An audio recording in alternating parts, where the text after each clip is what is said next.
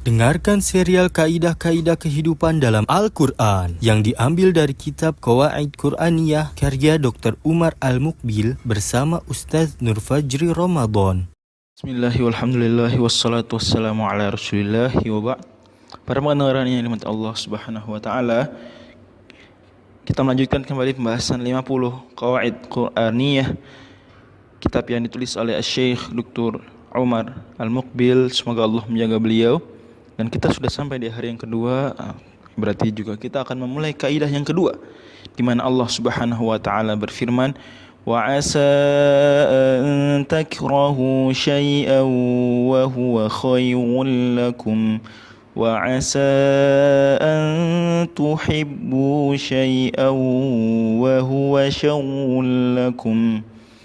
Mana kaidah ini memiliki arti dan boleh jadi kalian membenci sesuatu padahal itu baik untuk kalian, dan boleh jadi pula kalian mencintai sesuatu padahal itu buruk bagi kalian.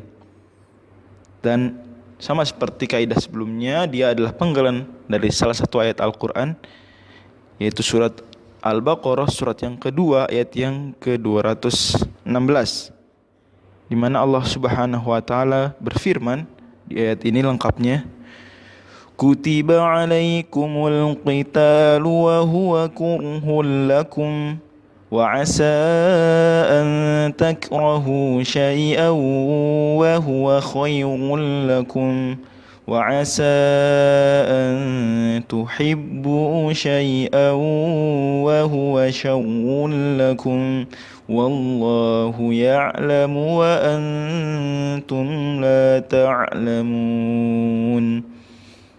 Allah Subhanahu wa taala berfirman, diwajibkan atas kalian, wahai orang-orang yang beriman, berjihad, berperang, padahal perang tersebut adalah sesuatu yang kalian benci. Dan boleh jadi kalian membenci sesuatu padahal itu baik bagi kalian, dan boleh jadi kalian mencintai sesuatu padahal itu buruk bagi kalian. Dan Allah Subhanahu wa taala mengetahui sementara kalian tidak mengetahui. Kaidah yang luar biasa ini sampai-sampai Ibnu Katsir Al-Hafidh dalam tafsir beliau menyatakan, wa hadza 'amun fil umuri kulliha. Kaidah ini berlaku dalam semua perkara. Dalam semua perkara.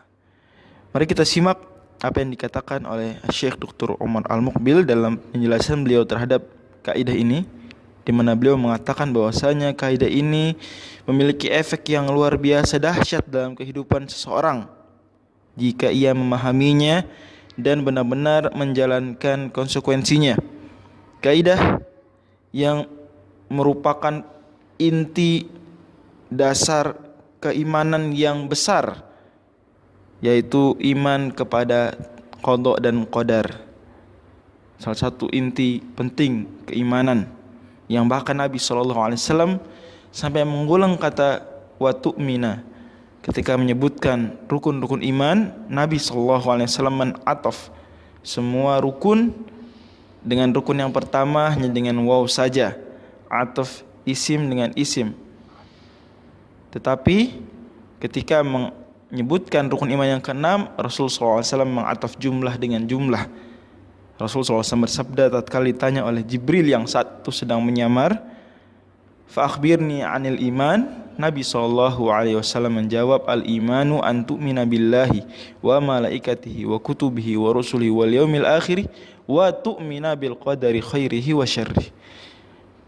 Sebagian pensyarah hadis ini riwayat Muslim, hadis kedua dalam Arba'in Nawawiyah dan hadis pertama dalam Sahih Muslim, di mana Nabi SAW, kata para pensyarah hadis tersebut, mengulang kata wa tu'mina dan engkau beriman di rukun yang terakhir ini sebagai bentuk penekanan bahwasanya iman yang keenam ini luar biasa pentingnya.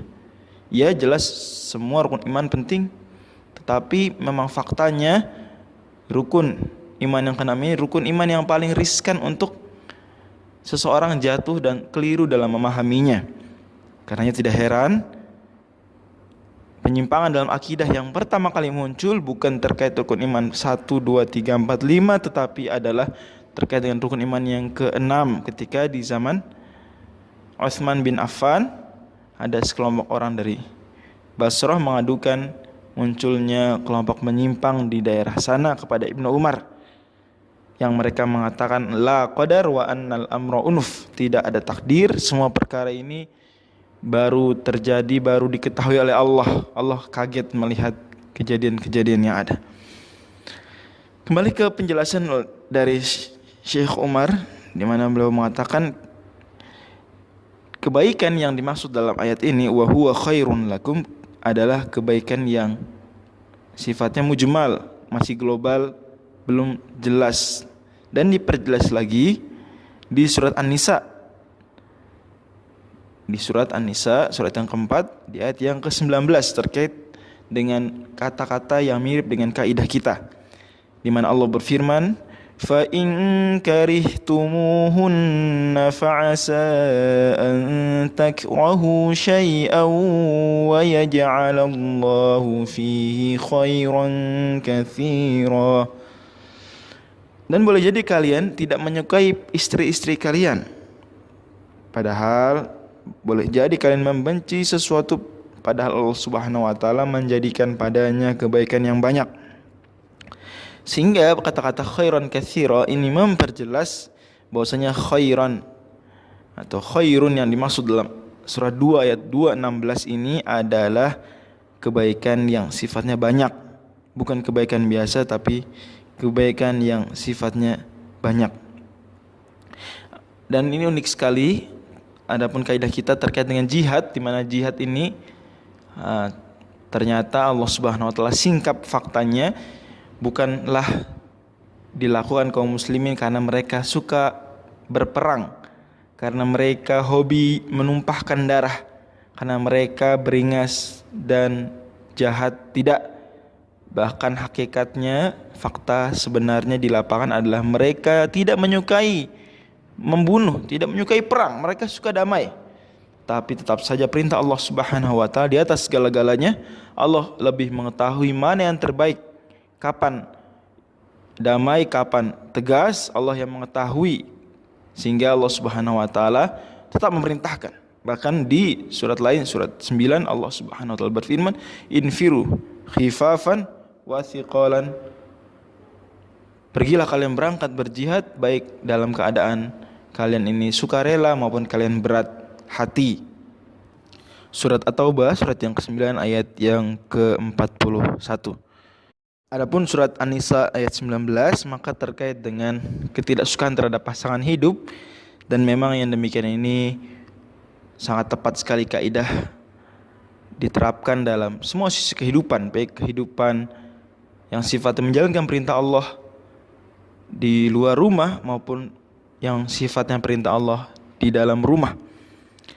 Dan kaidah ini sederhananya bermakna bahwasanya seseorang bisa jadi mendapatkan kondisi atau takdir yang sekilas menurut dia ini tidak mengenakan, padahal sebenarnya jika diteliti dan direnungi lebih jauh, bahkan dijalani hal yang tidak mengenakan tersebut, kelak akan dia dapati hal tersebut lebih baik buat dirinya daripada jika dia tidak mengalami hal buruk tadi.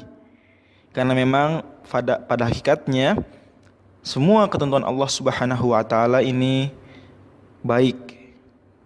Wasyarru laisa ilaik. Dalam salah satu doa hadis riwayat Muslim, Nabi sallallahu alaihi wasallam bersabda, dan keburukan tidaklah dinisbatkan kepada engkau. Karena sejatinya keburukan ini sifatnya yang pertama adalah relatif. Yang kedua, keburukan yang dalam takdir ini hanya dilihat dari kacamata manusia, dari kacamata yang ditimpa saja. Tidak dilihat dari sisi takdirnya. Takdir selalu baik. Yang ketiga juga karena keburukan di apa yang dianggap sebagai keburukan di takdir tersebut, sifatnya ini sekilas saja terlihat buruk, padahal sebenarnya kalau dijalani, kalau direnungi, maka akan baik. Dan kebalikannya juga benar, bahwasanya seorang bisa saja ini menjalani sesuatu yang dianggap ini menyenangkan, mengenakan, atau dia memaksakan untuk melakukan sesuatu yang menurut dia ini favoritnya, kebaikan untuk dirinya, tetapi sebenarnya itu buruk buat dirinya. Banyak sekali. Dan dalam kehidupan kita tidak pernah luput, tidak pernah kita melewati satu momen melainkan pasti kita mendapatkan kaidah ini benar-benar terbukti nyata, baik penggalan pertamanya maupun penggalan yang kedua. Jika demikian kata Syekh, maka ketahuilah bahwasanya kaidah ini harus diterapkan dalam benak dan jiwa setiap muslim dengan sebenar-benarnya. Dan kita bisa saksikan kaidah ini nyata terlihat dalam beberapa kasus di dalam Al-Quran dan dalam hadis. Seperti misalnya kisah Ibunda Musa alaihissalam yang diperintahkan oleh Allah Subhanahu wa taala untuk melemparkan anaknya ke sungai Nil. Walaupun memang sebelum dilempar Allah memerintahkan dahulu sebagaimana di awal surat Al-Qasas surat yang ke-28 untuk menyusui terlebih dahulu Musa. Dan ini lagi-lagi sebagai selingan pentingnya memberikan ASI kepada bayi. Kemudian akhirnya Nabi Musa dengan berat hati oleh ibunya ini dilemparkan ke dalam sungai yang sekilas ini takdir yang tidak mengenakan, perintah yang sulit dilakukan ibu manapun, tetapi tetap dilakukan, sehingga akhirnya Allah Subhanahu wa taala kelak justru malah menjadikan ibunda Musa tinggal di istana Firaun untuk mengasuh Nabi Musa dengan tetap menyembunyikan kenyataan bahwasannya Nabi Musa adalah putra beliau. Tetapi tetap pada akhirnya happy ending yang terjadi dan kisahnya bisa kita simak dan kita ambil ibrahnya di awal-awal surat Al-Qasas. Kemudian penerapan kaidah kedua juga nyata terlihat di kisah Nabi Yusuf alaihissalam, di mana kita semua tahu ketika membaca surat Yusuf surat ke-12 yang berjumlah 111 ayat itu luar biasa, benar-benar awalnya ini terlihat Nabi Yusuf mendapatkan hal-hal yang tidak mengenakan, tetapi semuanya jika dijalani dengan benar, dengan penuh ketabahan dan kesabaran serta tawakal dan husnudzon kepada Allah, maka yang terjadi adalah happy ending di akhirnya. Penerapan yang ketiga juga terlihat di kisah putra atau anak laki-laki yang dibunuh oleh Nabi Khadir dalam pertengahan surat Al-Kahfi di akhir juz yang ke-15 dan awal juz yang ke-16, di mana Nabi Musa alaihissalam melihat bahwasanya Nabi Khadir membunuh seorang anak laki-laki, yang anak laki-laki ini terlihat tidak berdosa, tetapi Nabi Khadir melihat dengan pandangan yang lain, sehingga akhirnya kata Nabi Khadir, wa ammal ghulamu fakana abawahu mu'minaini fakhashina an yurhiqahuma tughyanan wa kufra. Adapun anak laki-laki tadi saya bunuh karena ayahnya dan ibunya ini dua orang yang beriman. Dalam qiraat Ibnu Mas'ud, wa kana kafira, dan gulamnya anak laki-lakinya ini tidak beriman. Maka kata Nabi Khadir, saya khawatir nanti dia setelah besar terus akan menggiring kedua orang tuanya ke dalam kekufuran dan melampaui batas. Maka aku ingin Allah Subhanahu wa taala menggantikan anak tersebut setelah saya bunuh dengan anak yang lebih baik, lebih suci akhlak dan akidahnya, dan lebih membuat mereka dilimpahkan rahmat. Kita melihat dalam keseharian kita bahwasanya banyak orang yang tidak memiliki anak, mencari-cari solusi untuk dapat memiliki anak, tetapi tidak memiliki anak tersebut ternyata merupakan kebaikan untuk ayah ibunya, dapat berkarir cemerlang, mungkin memberi manfaat lebih besar kepada umat dan bangsa atau semisalnya. Sebaliknya, kalau dia sendiri melihat ke teman-temannya yang memiliki anak, banyak juga yang memiliki anak, ternyata anaknya justru merepotkan dia, membuatnya mungkin terjatuh ke dalam dosa dan lain-lainnya. Artinya dalam semua takdir, jika dihadapi dengan benar, maka akan mendapatkan hasil yang baik, atau sebaliknya jika dihadapi dengan sikap tidak bersyukur, maka justru akibat buruk yang ada di ujungnya.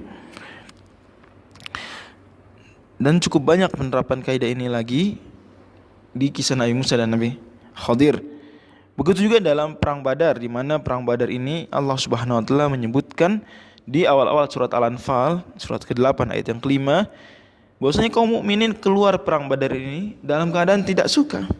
Tapi pada akhirnya perang Badar yang tadinya di awal dijalani dengan berat hati justru membuahkan kemenangan dan menjadi pijakan awal untuk kemudian menjayakan Islam. Juga dalam hadis banyak contohnya seperti kisah Ummu Salamah yang meninggal dunia suaminya Abu Salamah. Dan Abu Salamah namanya adalah Abdullah bin Abdul Asad. Dan ini faedah yang saya teringat kembali ketika tadi hari ini sekali saya kembali membaca Sunan At-Tirmidzi, mengulang di titik yang ada penjelasan Imam At-Tirmidzi mengatakan bahwasanya Abu Salamah ini namanya adalah Abdullah bin Abdul Asad. Meninggal dunia Abu Salamah, kemudian Nabi SAW mengajarkan kepada Ummu Salamah doa ditimpa musibah agar mengatakan innalillahi wa inna ilaihi raji'un, Allahumma ajirni fi musibati wa akhlif li khairan minha. Nah, ini teksnya dalam riwayat yang muttafaqun alaih, adapun riwayat Tirmidzi maka tidak seperti ini. Yang intinya adalah akhirnya Ummu Salamah setelah diajarkan doa, minta kesabaran, minta pahala dari musibah, dan minta ganti yang lebih baik, ternyata Allah gantikan suaminya dengan suami yang jauh lebih baik, yaitu Rasulullah Sallallahu Alaihi Wasallam. Sampai-sampai Ummu Salamah tadinya tidak percaya ada orang yang lebih baik daripada Abu Salamah. Ketika diajarkan doa tersebut oleh Nabi dan dia ucapkan, tapi dia sendiri sedikit ragu, siapa yang lebih baik daripada Abu Salamah? Ternyata benar terbukti ada, yaitu Rasulullah Sallallahu Alaihi Wasallam. Hadis tadi diriwayatkan di beberapa buku hadis. Begitu juga dalam pernyataan, orang seringkali datang ke bandara setelah kelelahan, kemudian tertidur, hingga akhirnya ketinggalan pesawat, dan pesawat tersebut mengangkut banyak orang. Ketika bangun, ternyata pesawatnya sudah pergi. Kemudian dia sedih dan menyesal, mungkin sangat menyesal. Tapi tidak lama kemudian ternyata dia melihat di berita bahwasanya pesawat tersebut misalnya la qadarullah kecelakaan, terbakar dan semua penumpangnya meninggal dunia. Maka pertanyaannya adalah, kata Syekh, bukankah ternyata dia ketinggalan pesawat tersebut adalah kebaikan untuk dirinya di saat tadinya ia menyangka itu adalah hal yang tidak mengenakan. Dia tidak menyukai hal tersebut.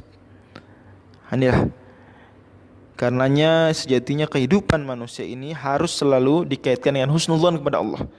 Dalam hadis riwayat Imam Bukhari dan lainnya, hadis qudsi di mana Allah Subhanahu wa taala berfirman, ana inda dhanni abdi bi, aku memperlakukan hambaku sesuai dengan dugaan husnudzon atau suudzonnya hambaku terhadapku.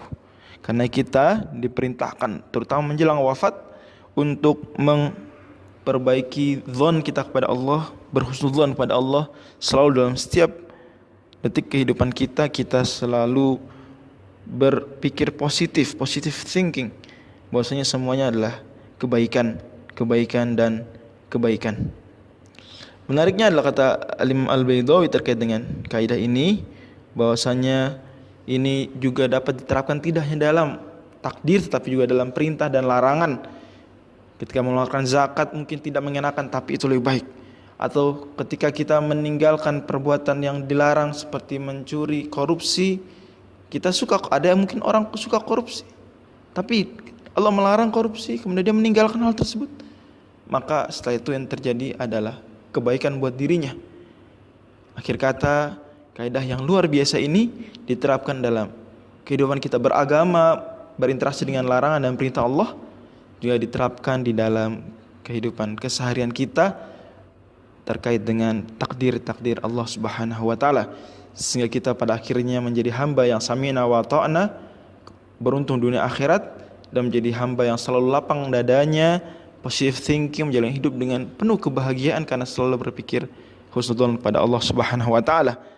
Kaidah yang luar biasa ini berbunyi, wa asa an takrahu syai'an wa huwa khairul lakum wa asa an tuhibbu syai'an wa huwa syarrun lakum.